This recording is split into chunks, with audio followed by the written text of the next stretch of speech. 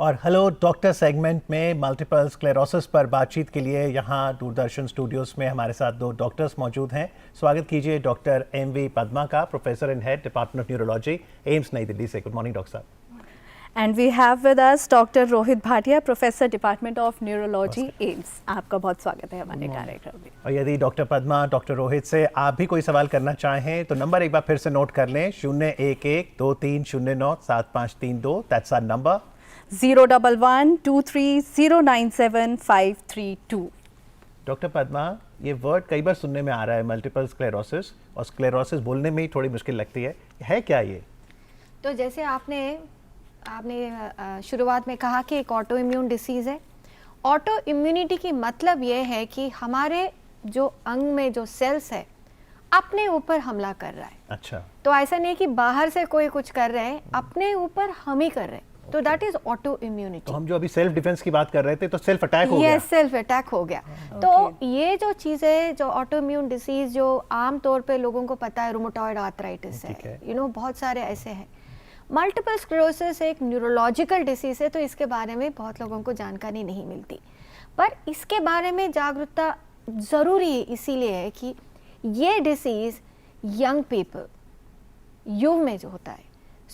अगर किसी को 20, 25, 30 साल की उम्र में उनको ना बीपी है, ना शुगर है, ना कोई प्रॉब्लम नहीं, अच्छा लाइफस्टाइल मेंटेन कर रहे हैं, जैसे आपने शो में बताया, योग भी कर रहा है, सब कुछ कर रहा है, फिजिकल हेल्थ में बिल्कुल सही है, अचानक ये लगता है कि एक आंख की रोशनी चली गई, वापस भी आ जाती, कुछ तो पता नहीं क्यों हुआ, दोबारा हो गया, अंग में प्रॉब्लम हो गया, कुछ पैरालिसिस हो गया, बैलेंस बिगड़ा है, कुछ सेंसरी प्रॉब्लम हुआ, जो आपने कहा बहुत फिटीग हो गया। समझ में नहीं आते उन लोगों को ये हमें क्यों हुआ है। इसीलिए इस डिसीज के बारे में थोड़ा सा we should have an awareness. Doctor Rohit, अगर रीजंस की बात करें तो क्या वो कारण है, किस वजह से ये समस्या आ जाती है? एक्चुअली मल्टीपल स्क्लेरोसिस का यूनिकनेस यही है कि हमें अभी तक एग्जैक्ट कॉज नहीं पता है इसका। सो हम लोग किसी भी बीमारी के बारे में कॉज बोलते हैं कि वी नो कि like smoking causes lung cancer. तो ऐसे ही बहुत सारे रीजंस हैं जो एसोसिएशंस होती हैं जिनका होने से रिस्क ऑफ मल्टीपल स्क्लेरोसिस बढ़ सकता है।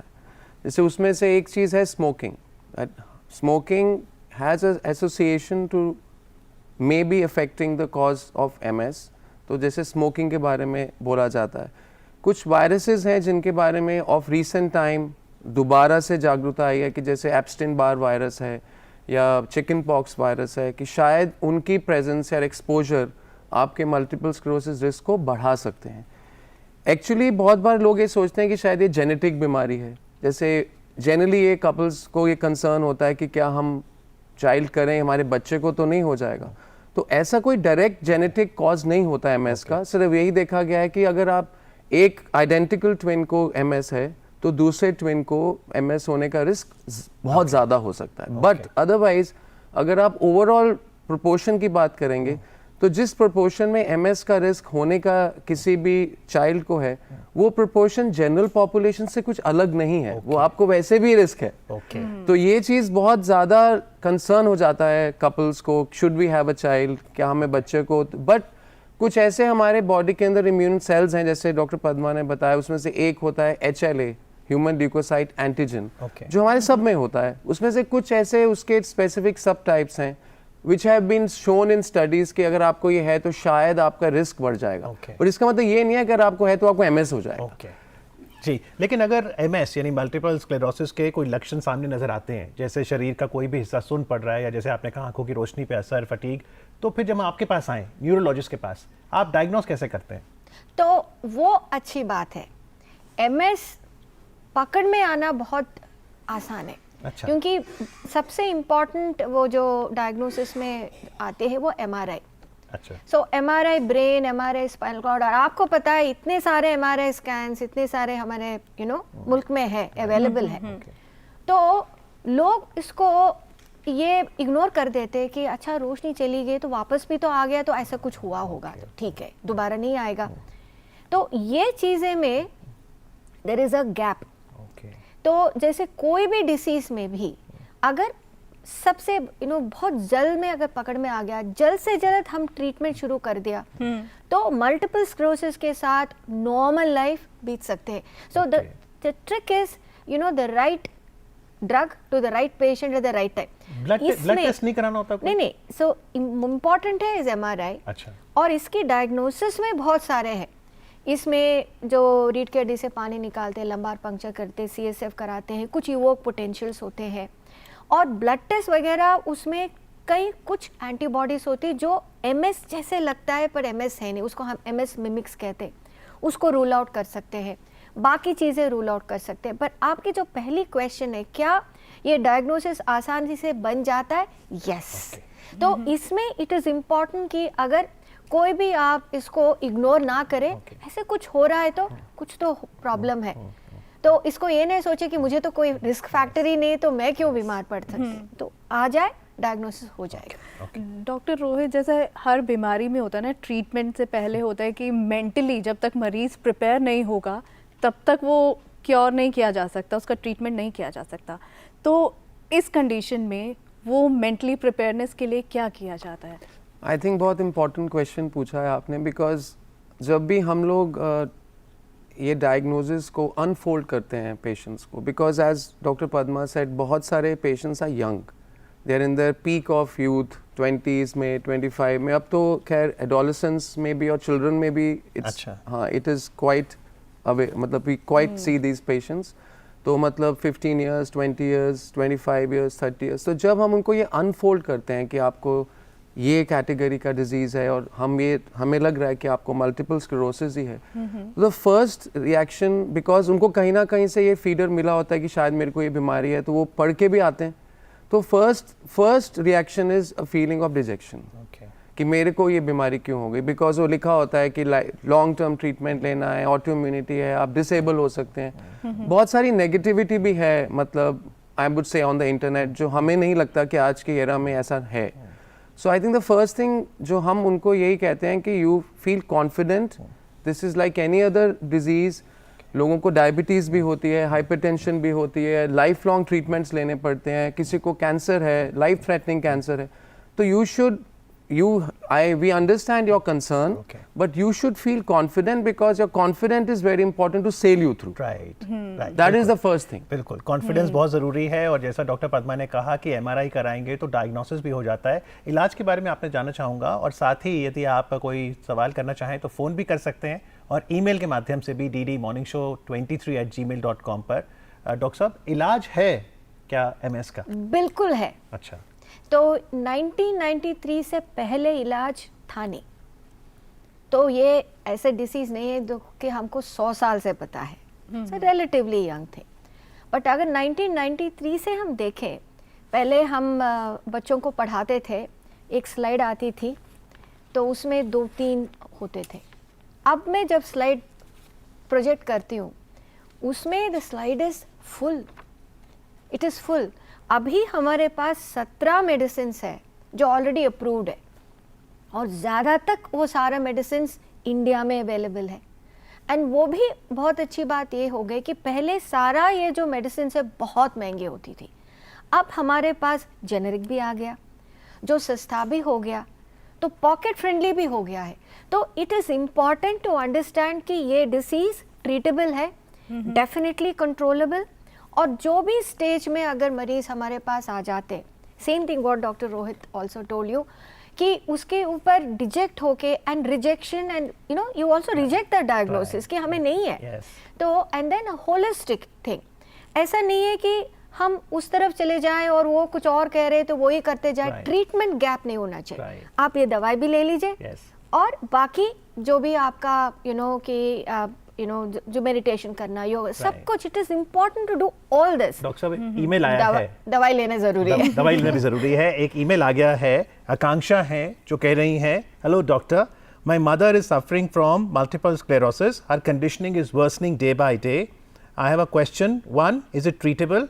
I have attended your sessions in AIIMS and my mother is having worse pain in lower abdomen and legs. Is there any medicine which can help in pain? So one is कि आप please एक बार consultation के लिए आ जाइए, क्योंकि individually कुछ और problems हो सकता है, जैसे एब्डोमिनल पेन है या लेग्स पे पेन है. Pain can be a part of MS. First thing is कौन सी स्टेज पे आप आए हैं। अगर वही तो हम कह रहे थे ट्रीटमेंट गैप, अगर कई साल और कई पीरियड आपका बीत गए, अगर लेट आए तो प्रॉब्लम होगा। दूसरी चीज़, एक हिस्सा होता है हाईली एक्टिव, कुछ ना MS इज़ नॉट यूनिफॉर्म, कुछ लोगों को बहुत माइल्ड होते हैं, कुछ लोगों को एग्रेसिव होती है। तो एग्रेसिव वाले भी जल्दी अगर आ गया तो उनकी जो हमारा ट्रीटमेंट मोडालिटी कुछ और होता है। धीरे धीरे नहीं चलाएंगे, बड़े चीज़ पहले दे देंगे। तो it is a balance. But इनका मैं यही कहती हूँ कि एक बार आके दिखा लीजिएगा, कुछ ना कुछ सोल्यूशन हम ढूंढ के निकाल देंगे। नॉर्मली पेशेंट के साथ ये रहता है कि ट्रीटमेंट शुरू हुआ, कितना टाइम लगेगा हमें ठीक होने में। तो डॉक्टर किस चीज़ पर डिपेंड करता है कि कितना टाइम लगेगा, और जनरली जो आपके पास केसेस आते हैं क्या रहता है? Thank you. Actually multiple sclerosis दो तरह से प्रेजेंट करता है। एक है जब वो एक्यूट अटैक्स के साथ आते हैं, विजन 5-6 डेज में एक आंख का विजन चला गया, सडनली पहले ठीक थे, अब 10-15 दिन से लग रहा है कि वॉक नहीं कर पा रहे हैं। सो एक एक्यूट प्रेजेंटेशन को हम लोग मल्टीपल स्क्लेरोसिस रिलैप्सेस बोलते हैं या अटैक्स बोलते हैं। उसका ट्रीटमेंट में जनरली ये होता है कि अगर माइल्ड अटैक है, मॉडरेट है, तो usually in few days to few weeks आप रिकवर कर जाते हैं।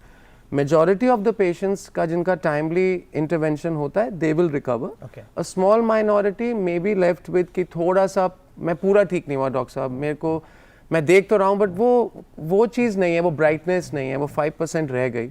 वो भी विद टाइम या तो आप अडेप्ट हो जाते हैं या वो बेटर हो जाती है।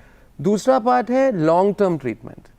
The long term treatment what हम लोग हमेशा यही कहते हैं, क्योंकि हम लोग क्लिनिक रन करते हैं, तो यही होता है कि आपको पेशेंट को वक्त देना पड़ेगा। पहली बात कि एक्सप्लेनेशन की ट्रीटमेंट्स क्या हैं, दूसरा उसको लॉन्ग टर्म लेना क्यों ज़रूरी है, और थर्ड उनसे क्या साइड इफ़ेक्ट्स हैं जो आपको पता होने चाहिए। होता क्या है जनरली कि they come with some small reading, उनको आइडिया नहीं होता, उनको लगता है कि मैं मेडिसिन लूँगा 6 महीने में बंद हो जाएगी, और वो ये सुनना भी चाहते हैं कि मेरी जल्दी बंद हो जाए, और हम उनको बोलते हैं कि नहीं ये लॉन्ग टर्म ज़रूरी है। तो इसमें एक यही इशू है कि MS drugs have to be taken long term. Doctor साहब दिल्ली से हर्षिता है इस समय फोन लाइन पर, आइए उनका प्रश्न लेते हैं। Hello Hello. या good morning. Good morning. Yes please ask your question. Yes, my question is that I was diagnosed with MS at the age of 15, and a problem that I have struggled with since then is MS fatigue. So what is something that one can do about it? Yes, very relevant question Harshita, very relevant, क्योंकि almost 80% 80% लोगों को MS में ये फिटीग होती है और बहुत डिजेबलिंग होता है। फिटीग की मतलब यही है कि अगर आप बिस्तर से उठे तो लगता है कि मैं बिस्तर से ना ही उठूं। कुछ भी जो नॉर्मल चीज़ें जो हमें ऑटोमेटिकली करते हैं उसमें बहुत लगता है कि बहुत एनर्जी मेरा एक्सपेंड हो गया और मैं कुछ नहीं कर सकती। मल्टीटास्किंग नहीं हो सकता, जो यंग पीपल बहुत अच्छी तरह करते हैं, इसको लगता है कि एक टास्क के बाद ही दूसरा कर सकते हैं, तो इट इज़ डिजेबलिंग। फिटीग में there are some medicines, science बताती है, पर आई थिंक मेडिसिन से ज़्यादा होगा कि फिटीग कंट्रीब्यूटिंग क्या क्या कारण होता है, उसमें मेंटल हेल्थ भी आ गया। तो इसमें जो एनर्जी लेवल्स बढ़ाने के लिए, जो जनरली इम्यूनिटी बढ़ाने के लिए, जो न्यूट्रिशन एस्पेक्ट्स, लाइफस्टाइल, स्लीप बहुत ज़रूरी होती है कि स्लीप हाइजीन का क्या है, and also the other systems जिसमें जो yoga meditation also would help.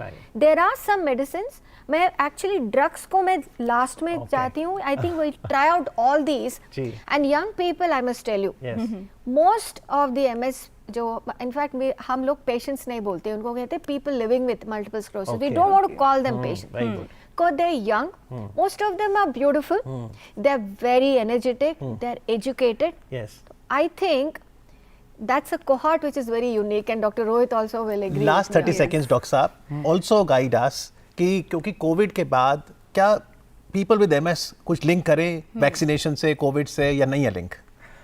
नहीं, देखिए MS कॉजेशन का लिंक अभी तक ऐसा नहीं है, बट बहुत सारा ये this is one you can say a very important component कि क्या vaccines could trigger a relapse of MS और could vaccines trigger MS।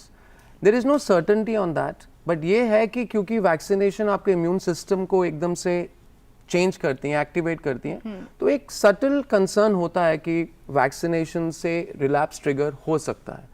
There is no डेफिनेटिवनेस कि कौन सी वैक्सीन से ये होगा, बट जनरली कुछ ऐसी वैक्सीन हैं जो हम लोग ड्यूरिंग द ट्रीटमेंट नहीं देते उनको, जैसे लाइव अटेनुएटेड वैक्सीन हैं जिनमें the virus is live but it has been made weaker.